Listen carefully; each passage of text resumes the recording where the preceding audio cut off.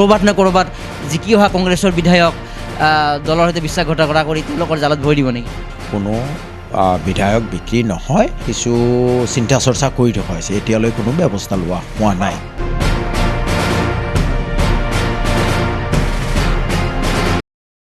আমাৰ লগত শ্বেৰমান আলী আহমেদ আছে, কংগ্ৰেছৰ জ্যেষ্ঠ নেতা, বাকপটু নেতা আৰু বাঘবৰ সমষ্টিৰ বৰ্তমানৰ বিধায়ক আৰু বৰ্তমানৰ তেওঁ EVM-ত ভাগ্যবন্দী হোৱা বাঘবৰ সমষ্টিৰ এগৰাকী প্ৰাৰ্থী।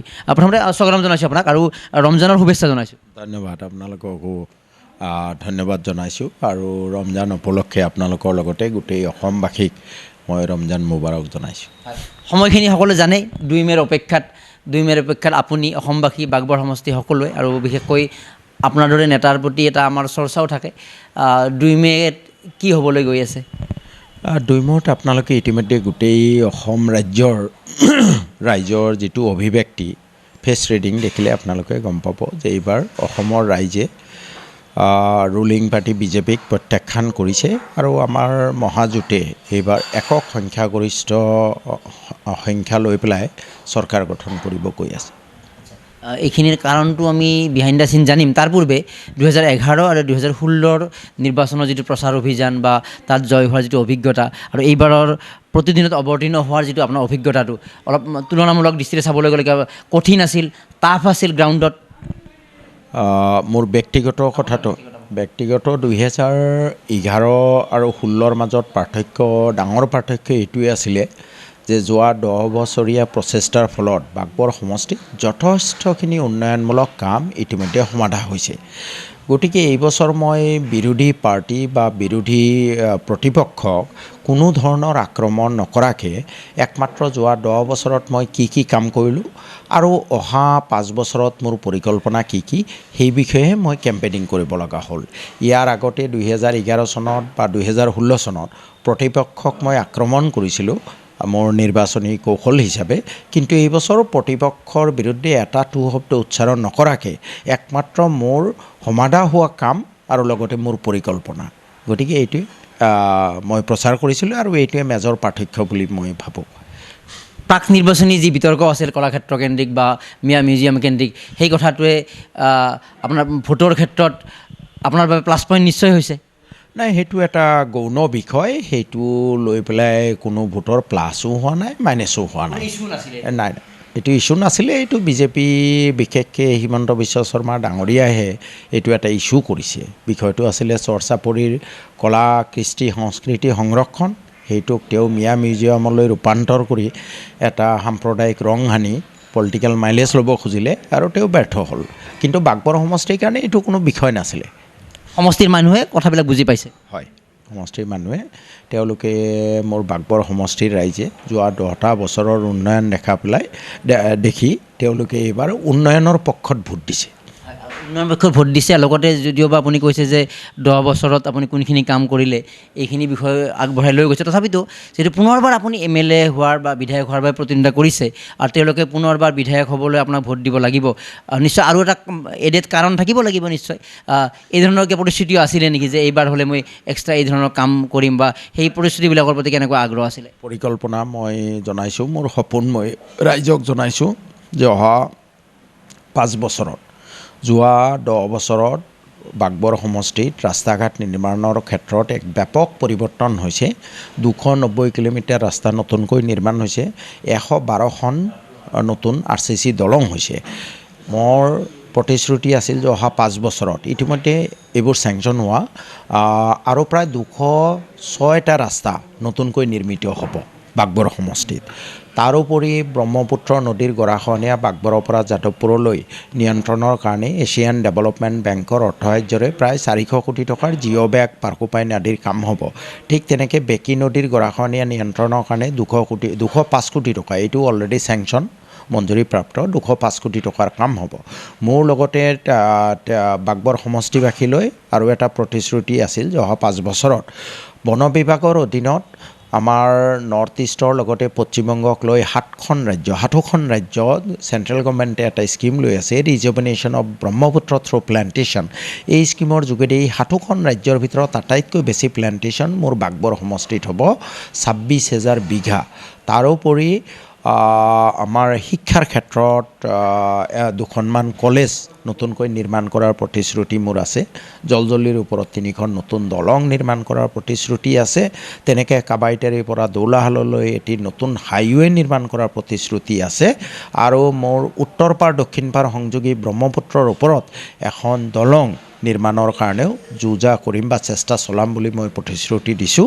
তাৰ লগতে আমাৰ বাগবৰ সমষ্টিৰ 3টা জোনত 3টা ITI, অন্ততপক্ষে 2টা ফুড পাৰ্ক, তেনেকৈ কেইবাটাও বেংকৰ শাখা নতুনকৈ স্থাপন হোৱাৰ প্ৰতিশ্ৰুতি মই দিছোঁ। তাৰ লগতে আমাৰ কদমতলা অঞ্চলত এটি নতুন আৰক্ষী চকী, মইনবুৰী আৰু মন্দি আৰক্ষী চকীক থানালৈ উন্নীতকৰণ, এই ধৰণৰ প্ৰতিশ্ৰুতিবোৰ আছে আৰু স্বপ্ন আছে মোৰ। যিহেতু আমি আমাৰ প্ৰাক নিৰ্বাচনী সময়ছোৱাত আমিও ভ্ৰমণ কৰিছিলোঁ আৰু চৰত দুমহলীয়া ঘৰ প্ৰথমবাৰলৈকে হৈছিলে। এইবাৰ জয়ৰ ক্ষেত্ৰত কিমান আশাবাদী আৰু সেই যে কামখিনি আপুনি কৰিছে প্ৰথমবাৰৰ বাবে, ৰাস্তা ঘাট যদিও বা গ্ৰাউণ্ডত বিভিন্ন ধৰণৰ কথা কৈ থকা হৈছিলে আপোনাৰ বিৰুদ্ধে বা বিভিন্ন কথা একাংশই উলিয়াই আছিলে, এই গ্ৰাউণ্ডৰ সঁচা ছবিবিলাকে ভোটৰ ক্ষেত্ৰত নিশ্চিতভাৱে ৰাইজক প্ৰভাৱিত কৰিছে। চহৰ অঞ্চলত যিটো আপুনি এটা আপোনাৰ বুদ্ধিমত্তাৰে কাম কৰিবলৈ প্ৰয়াস কৰিছিলে, ইয়াৰ ইম্পেক্টটো কিমান দেখা পাইছিলে?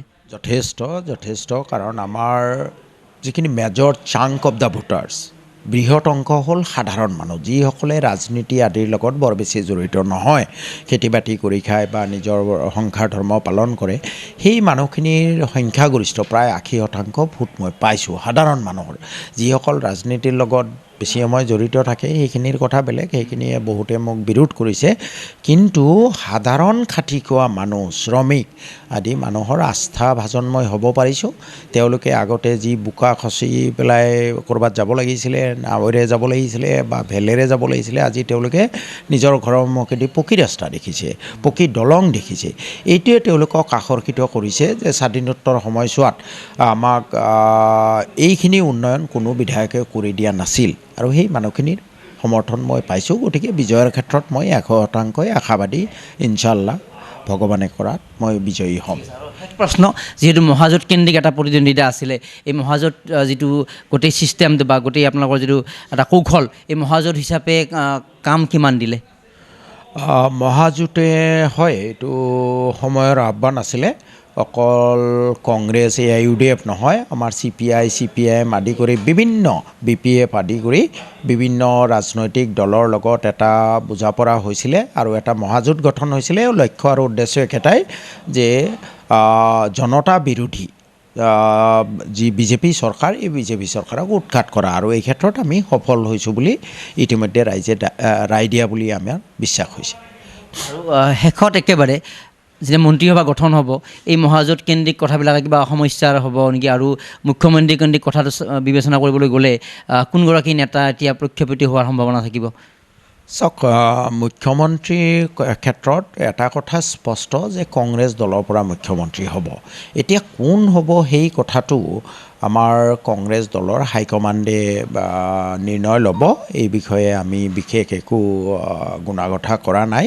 আৰু দ্বিতীয়তে মন্ত্ৰিত্বৰ ভাগ বতৰালৈ বিশেষ একো ধৰণৰ অসুবিধা নহয়, কাৰণ ইতিমধ্যে ছিট শ্বেয়াৰিঙৰ ক্ষেত্ৰতো দেখা হৈছে যথেষ্ট এটা আন্তৰিকতাপূৰ্ণভাৱে আন্তৰিকতাৰ সৈতে সমস্যাবোৰ সমাধান হৈছে, কোনো ধৰণৰ খেলিমেলি হোৱা নাই। গতিকে মন্ত্ৰীসভা গঠন কৰাৰ ক্ষেত্ৰতো মই ভাবোঁ সহযোগী দল সংগঠনখিনি তেওঁলোকৰ মাজত কোনো ধৰণৰ ভুল বুজাবুজি নহ'ব। এটা বুজাপৰাৰ মাজেৰে, আন্তৰিকতাৰ মাজেৰেই মন্ত্ৰীসভা গঠন হ'ব। টিকট কেন্দ্ৰিক বিবাদে কোনো ক্ষতি কৰিব পৰা নাই? একো ক্ষতি কৰা নাই। এইবছৰ বিশেষকৈ ৰাইজে তেওঁলোকে মাৰ বান্ধি ওলাইছিলে যে এই ৰাইজ বিৰোধী যি চৰকাৰ, এই চৰকাৰখনক উৎখাত কৰিব লাগে। বিশেষকৈ আইনখন বলবৎ কৰি যি ধৰণে অসমৰ ভাষা সংস্কৃতি এই চৰকাৰখনে ধ্বংস কৰিব ওলাইছিলে, তাৰ বিৰুদ্ধে অসমৰ গোটেই ৰাইজ একত্ৰিতভাৱে মাৰ বান্ধি ওলাইছে। যি সময়ত উজনি অসমত তেওঁলোকে বিভিন্ন ধৰণৰ সাম্প্ৰদায়িক ইছ্যু কৰিও একো প্ৰভাৱ উজনি অসমতো পেলাব পৰা নাই। উজনি অসমতো আমাৰ যথেষ্ট ভাল ফলাফল হ'ব, প্ৰায় 50% ছিট আমি পাম। ডাক্তৰ ভূমিধৰ বৰ্মন অসমৰ ৰাজনীতিৰ অন্যতম মহীৰুহ বুলি যাক কোৱা হয়, তো 90 বছৰ বয়সত মহাপ্ৰয়াণ হ'ল আৰু প্ৰাক্তন মুখ্যমন্ত্ৰী। আপুনি ব্যক্তিগত সংযোগ কেনেকুৱা আছিল আৰু আজি তেওঁৰ অন্ত্যেষ্টিক্ৰিয়া সম্পন্ন হ'ল, তো তেওঁৰ প্ৰতি কৃতজ্ঞতা আকাৰে কোনখিনি কথা ক'ব পাৰি? ডক্টৰ ভূমিধৰ বৰ্মনক চাওক, মই ৰাজনীতি বিধায়ক হোৱাৰ আগৰ সময়ছোৱাত মোৰ তেখেতৰ লগত কোনো ধৰণৰ সংযোগ নাছিলে। 2011 চনত যেতিয়া মই প্ৰথম বিধায়ক হওঁ তেতিয়া মই লক্ষ্য কৰিছিলোঁ প্ৰায় প্ৰথমৰ পৰাই তেখেতৰ মোৰ প্ৰতি এটা যথেষ্ট মৰম বা আন্তৰিকতা এটা আছিল আৰু তাৰ কাৰণ বিধানসভাত যেতিয়া মই বিভিন্ন প্ৰশ্ন উত্থাপন কৰোঁ আৰু বস্তুনিষ্ঠভাৱে সেইবোৰ আলোচনা কৰোঁ বা তথ্যভিত্তিক আলোচনা কৰোঁ তেতিয়া তেখেতে এজন অভিভাৱকৰ দৰে মোক সদায় উৎসাহ দি আহিছিলে। ইয়াৰ পিছত যেতিয়া তেওঁ ৰাজহ মন্ত্ৰী হ'ল সেই সময়ৰ কথা মোৰ মনত আছে। ৰাজহ বিভাগৰ কিবা সভা থাকিলে তেখেতে নিজে মোক ফোন কৰি মাতে যে চেয়াৰমান আপুনি থাকিব লাগিব দিয়ক কালিৰ মিটিঙত, আপুনি থাকিলে মিটিংখন ভাল হ'ব। তেখেতে মোক নিজে ফোন কৰি মাতে আৰু তেখেতে মোক যথেষ্ট উৎসাহ উদ্দীপনা দি আহিছে। তেখেতৰ মৃত্যুত মই অন্তৰত খুব গভীৰ দুখ বেদনা অনুভৱ কৰিছোঁ। ব্যক্তিগতভাৱে মই এজন ৰাজনৈতিক অভিভাৱক হেৰুৱালোঁ বুলি মোৰ অনুভৱ হৈছে আৰু তেখেত আমাৰ অসমৰ ৰাজনীতিত প্ৰায় 7 বাৰ বিধায়ক, 2বাৰকৈ মুখ্যমন্ত্ৰী হৈ তেখেতে যি এটা স্থান দখল কৰিছিলে তেখেতৰ প্ৰয়াণে এটা মহাশূন্যতাৰ সৃষ্টি কৰিলে বুলি ভাবোঁ। অসমৰ নহয় দেশখনৰে ৰাজনীতিত এটা ডাঙৰ অপূৰণীয় ক্ষতি হ'ল আৰু আমাৰ দলটোৱেও এজন অভিভাৱক হেৰুৱালে। এইটো অত্যন্ত আমাৰ কাৰণে বেদনাদায়ক খবৰ। আমি আশা কৰিছোঁ যে তেখেতৰ আত্মা আল্লাহ বা ভগৱানে তেখেতৰ আত্মাক স্বৰ্গগামী কৰক, সেই আশা আমি কৰিছোঁ। ক'ভিড পুনৰ উভতি আহিছে। চৰকাৰৰ যিবিলাক কথা গাইডলাইনছ আপুনি সেইবিলাকত একমত আৰু নে কিবা অলপ ৰাজনৈতিক কিবা কথা বতৰা কিবা লক্ষ্য কৰিছে আৰু ৰাইজলৈ কিবা আহ্বান জনাব নেকি? নহয়, ক'ভিডৰ ক্ষেত্ৰত যিখিনি সাৱধানতা বা সতৰ্কতা চৰকাৰে বা যি গাইডলাইন দিছে তাত মোৰ ক'বলগীয়া একো নাই। এইটো এটা নতুন বেমাৰ, গতিকে মই নিজে বৰ বেছি জনা দেখুৱাই কিবা এটা বিপৰীত মন্তব্য মোৰ দিয়াৰ ইচ্ছা নাই। কিন্তু এটা কথাত মোৰ ৰিজাৰ্ভেশ্যন আছে। চাওক, নিৰ্বাচন কেন্দ্ৰিক যিবোৰ সভা সমিতি হ'ল তেওঁলোকে যিখিনি সেই সময়ত কিন্তু চৰকাৰে এই ধৰণৰ ক'ভিড লৈ পেলাই কোনো ধৰণৰ সতৰ্কতা অৱলম্বন কৰা দেখা নগ'ল। আনকি অসমৰ নিৰ্বাচনৰ পিছতো আজি পশ্চিমবংগত নিৰ্বাচন হৈ আছে, যি সময়ত ৰাহুল গান্ধী ডাঙৰীয়াই ক'ভিডৰ ভয়াৱহতালৈ লক্ষ্য ৰাখি তেওঁ সকলো কেম্পেইন প্ৰচাৰ কাৰ্যসূচী স্থগিত কৰিছে, কিন্তু বিজেপি আজিলৈ লাখ লাখ মানুহ একত্ৰিত কৰি পেলাই সভা কৰি আছে। তেওঁলোকে কুম্ভ মেলা তেওঁলোকে উৎসাহ যোগাইছে, তেওঁলোকে নিজে গৈছে। এই কথাবোৰ অত্যন্ত পীড়াদায়ক আৰু এই কথাবোৰে বিজেপিৰ আচলতে দেশখন বা দেশখনৰ ৰাইজৰ প্ৰতি যে কোনো দায়বদ্ধতা নাই তাকে প্ৰমাণ কৰিছে বুলি মই ভাবোঁ। যোৱাবাৰ যেতিয়া প্ৰথম সূত্ৰপাত হৈছিলে আৰু নিজামুদ্দিন মাৰ্কাজৰ পৰা যেতিয়া প্ৰথম নামবিলাক কৈছে অমুক আহমেদ, অমুক মুছলিম, অৰ্থাৎ মুছলমানে কেৰি কৰিছে, এই কথাটো বাৰে বাৰে মানুহৰ মনত সোমাই দিব চেষ্টা কৰিছিলে। কিন্তু কুম্ভ মেলাক লৈ তেওঁলোক কিন্তু নীৰৱ হৈ আছে। গতিকে এই কথাবিলাকে আচলতে এই শাসকীয় দলটোৰ এটা মদগৰ্বী স্বভাৱ, আমি যি ইচ্ছা তাকে কৰিম, এই ধৰণৰ কথাবিলাকে দাঙি ধৰিছে আৰু এইবিলাক তেওঁলোকৰ বাবে এটা ছুইচাইড গেমৰ নিচিনা হৈছে নেকি? চাওক, তেওঁলোকে মদগৰ্বী নহয়, আটাইতকৈ ডাঙৰ কথা হ'ল তেওঁলোকৰ সাম্প্ৰদায়িক মনোভাৱ, অতি ঠেক মনোভাৱ।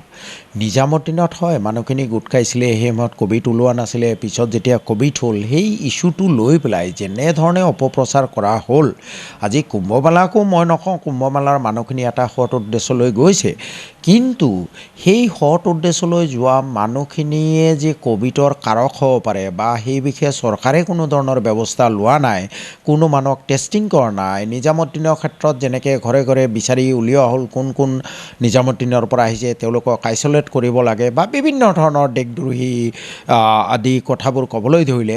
আমি সেইটো কোৱাটো বিচৰা নাই কুম্ভমেলাৰ ক্ষেত্ৰত, কিন্তু অন্ততঃ কুম্ভমেলাত যি গেডাৰিং হ'ল সেই গেডাৰিঙৰ ক্ষেত্ৰত চৰকাৰে সতৰ্কতামূলক ব্যৱস্থা ল'ব লাগিছিলে আৰু কুম্ভমেলাৰ পৰা উভতি অহা মানুহখিনিৰ ক্ষেত্ৰতো তেনেকুৱা সতৰ্কতামূলক ব্যৱস্থা ল'ব লাগিছিলে, সেইখিনি লোৱা নাই। কিন্তু বিৰোধীয়ে সমালোচনা কৰাৰ কোনো প্ৰয়োজন নথকাকৈয়ে চৰকাৰখনৰ যে এটা সাম্প্ৰদায়িক মনোভাৱ বা এটা যে বিভাজনমুখী কথাবিলাক তেওঁলোকৰ কামত আপোনা আপুনিয়ে প্ৰকাশ পাই গৈ আছে। এইটোতো আজি নতুন নহয়, যোৱা প্ৰায় 7-8টা বছৰ তেওঁলোক শাসনৰ গাদী দখল কৰাৰ পিছৰ পৰাই বিভিন্ন ধৰণৰ এই ধৰণৰ কাৰবাৰ তেওঁলোকে কৰি আহিছে। তেওঁলোকৰ প্ৰতিটো কাৰবাৰে, তেওঁলোকৰ প্ৰতিটো কথাই আপুনি চাব শাসনৰ গাদী কেন্দ্ৰিক, ৰাইজ কেন্দ্ৰিক নহয়, ৰাইজৰ উন্নয়ন কেন্দ্ৰিক নহয়, ৰাইজৰ মংগল কেন্দ্ৰিক নহয়। নহয় তেওঁলোকৰ কথা বতৰাবোৰ সঁচাই মিছাই মানুহক আভুৱা ভাৰী ঝুমলা সৃষ্টি কৰি তেওঁলোকে শাসনৰ গাদীত থাকিব বিচাৰে এতিয়ালৈ যিমান ইচ্ছুক হৈছে প্ৰথম ধৰক ক'লে 15 লাখ টকা ব্লেক মানি আহিব গ'ল সেইটো তাৰপিছত নোটবন্দী কৰিলে একো নহ'ল তাৰপিছত কিবা চাৰ্জিকেল ষ্ট্ৰাইক কিবা কিবি এইবোৰ চাওক চব ক্ষেত্ৰতে আনকি ৰিজাৰ্ভ বেংক তেওঁলোকে শূন্য কৰি পেলাইছে ৰিজাৰ্ভ বেংকৰ পৰা কিমান হাজাৰ কোটি ৰিজাৰ্ভ বেংকৰ যি লভ্যাংশ আছিলে এইখিনি চৰকাৰে লৈ লৈছে আৰু দেশৰ এপতকৈ সম্পদ বিক্ৰী কৰি দিছে এই চৰকাৰ যদি আৰু বেছিদিন ভাৰতত থাকে 2024ত এই চৰকাৰ ভাৰতবাসীয়ে বিদায় দিব লাগিব নহ'লে কিন্তু গোটেই ভাৰতবৰ্ষখন বিক্ৰী কৰি নিদিব বুলি আমি ডাঠি ক'ব নোৱাৰোঁ যিহেতু অসম জুৰি এটা চৰ্চা চলিছে মহাজোঁট কেন্দ্ৰিক আৰু আপুনিও কৈছে শেষ প্ৰশ্ন এইটো মোৰ আৰু এতিয়া হৰ্চ ট্ৰেডিং এতিয়া ঘোঁৰা বনোৱা হৈছে কংগ্ৰেছৰ নেতাসকল আৰু AODFৰ নেতাসকল বা কংগ্ৰেছৰ কিছু নেতা ফুৰিব যোৱা বিষয়টো তেওঁলোকে একাংশ মিডিয়া বা কাৰোবাৰ দ্বাৰা এটা হৰ্চ ট্ৰেডিঙৰ ভয়ত পলাই যোৱা বিভিন্ন কথা উল্লেখ কৰি আছিলে আপুনিও স্বাস্থ্যজনিত কাৰণত ভ্ৰমণত যাওঁতে আপোনাক লৈ তেনেধৰণৰ বাতৰি সৃষ্টিৰ চেষ্টা কৰা হৈছিলে ক'ৰবাত নে ক'ৰবাত জিকি অহা কংগ্ৰেছৰ বিধায়ক দলৰ সৈতে বিশ্বাসঘাতকতা কৰি তেওঁলোকৰ জালত ভৰি দিব নেকি চাওক এতিয়ালৈ ৰিজাল্ট ঘোষণা কৰা হোৱাই নাই ৰিজাল্ট ঘোষণা হোৱাৰ পিছতহে গম পোৱা যাব কোনকেইজন বিধায়ক হ'ব নহ'ব কিন্তু তথাপি মই এটা কথা ক'ব বিচাৰোঁ যে আমাৰ কংগ্ৰেছ দলৰ কোনো বিধায়ক বিক্ৰী নহয় আৰু হয় অতীতৰ যিখিনি তেওঁলোকৰ স্বভাৱ চৰিত্ৰ বিজেপি দলৰ বিশেষকৈ বিজেপিৰ যিজন মূল মানুহ মুখ্যমন্ত্ৰীৰ কথা মই কোৱা নাই তেওঁ কংগ্ৰেছত থাকোঁতেও যেনেকৈ ৰাজ্যসভাৰ সময়ত হৰ্চ ট্ৰেডিং কৰিছিলে বা বিভিন্ন সময়ত যি ধৰণৰ তেওঁ যিকোনো পৰ্যায়লৈ যাব পাৰে সেইকাৰণে আমি অলপ সতৰ্কতামূলক ব্যৱস্থা লোৱাটো অতি জৰুৰী হৈ পৰিছে আৰু সেইকাৰণে যাতে তেওঁলোকে এই ধৰণৰ কোনো দুষ্কাৰ্য কৰিব নোৱাৰে তাৰ কাৰণে আমাৰ কিছু চিন্তা চৰ্চা কৰি থকা হৈছে এতিয়ালৈ কোনো ব্যৱস্থা লোৱা হোৱা নাই স্বাস্থ্যৰ খবৰ ল'ব বিচাৰিছে আপুনি হয়তো হেল্থ চেকআপৰ কাৰণে বাহিৰলৈ গৈছিলে কিছুমান অকণমান দুৰ্বল যেন দেখিছোঁ হয়তো প্ৰচাৰ অভিযানত ব্যস্ততাৰ কাৰণেও কেনে আছে এতিয়া আপুনি নহয় এতিয়া মোটামুটি সুস্থ মই ইলেকশ্যনৰ সময়ত যথেষ্ট দুৰ্বল হৈছিলোঁ তাৰপিছত মই চিকিৎসকৰ লগত কেইবাজনো চিকিৎসকৰ লগত পৰামৰ্শ কৰিলোঁ আৰু এতিয়া দৰৱ খাই আছোঁ আৰু এতিয়া বহু পৰিমাণে মই ষ্টেবল হয় ধন্যবাদ